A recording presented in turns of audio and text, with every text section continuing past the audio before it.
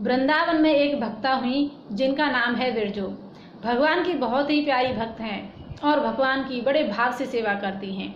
एक दिन वह यमुना जी पर स्नान करने गईं और भगवान के लिए सेवा के लिए कलश में जल लेने को गईं। तो वहाँ पर उन्होंने अपना जो जल का कलश है वह तट पर रख दिया और इतने में एक ब्राह्मणी आई और वह जल भरने जब लगी तो उन्होंने विनम्रता से कहा कि देखना कहीं कलश पर छींटा ना पड़ जाए। तो ये बात जैसे ही कही तो उस ब्राह्मणी को बड़ा क्रोध आया कि तू हमसे भी ऊंची हो गई, अरे मैं एक ब्राह्मणी हूँ और तू मुझे ही सिखा रही है। कहा कि आप तो सर्वदा पूज्य हैं, लेकिन मैं तो ठाकुर जी की सेवा के लिए जल ले जा रही हूँ, इसलिए आपसे निवेदन कर रही हूँ। तो ब्राह्मणी कहाँ चुप रहने वाली थी, उसने उससे बहुत उल्टा सीधा बोला और अपने घर गई। अपने पति से बोली कि जहाँ ब्राह्मणों का तिरस्कार होता हो वहाँ मैं नहीं रह सकती, आप कुछ कीजिए। तो ब्राह्मण न्यायालय में जाता है और अपनी बात रखता है। तो न्यायाधीश विचार करते हैं कि ऐसा तो नहीं हो सकता, क्योंकि ये श्रीधाम वृंदावन है और वहाँ पर तो भक्त ही रहते हैं। भक्त को तो भक्ति की कसौटी पर ही कसा जा सकता है, भक्ति में ही ऊंचा नीचा देखा जा सकता है। तो न्यायाधीश ने कहा कि ठीक है, मैं कुछ करता हूँ। तो उन्होंने अपने 2 आदमी भेजे और कहा कि जो दोनों स्त्रियां जिस हाल में हों उस हाल में उनको तुरंत यहाँ पेश किया जाए।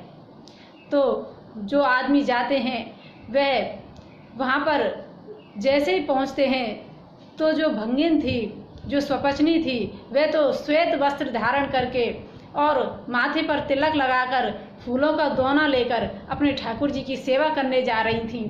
और जो ब्राह्मणी थी वह खपरेल में अपने बालक का विष्टा साफ कर रही थी, अर्थात उसे फेंकने जा रही थी, मलिन वस्त्र धारण कर रखे थे। उसी अवस्था में वे आदमी उन्हें ले जाते हैं।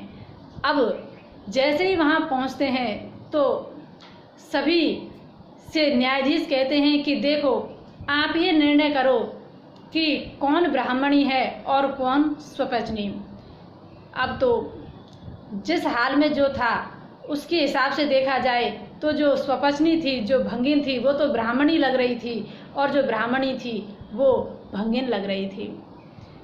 अब तो सभी लज्जित हो गए और ब्राह्मण भी बहुत लज्जित हुआ, क्योंकि कहा जाता है कि जो परोक्ष में अपन सुनते हैं कि वो ऐसा व्यक्ति है, वो ऐसा है, तो ये जरूरी नहीं वो प्रत्यक्ष में ऐसा ही हो।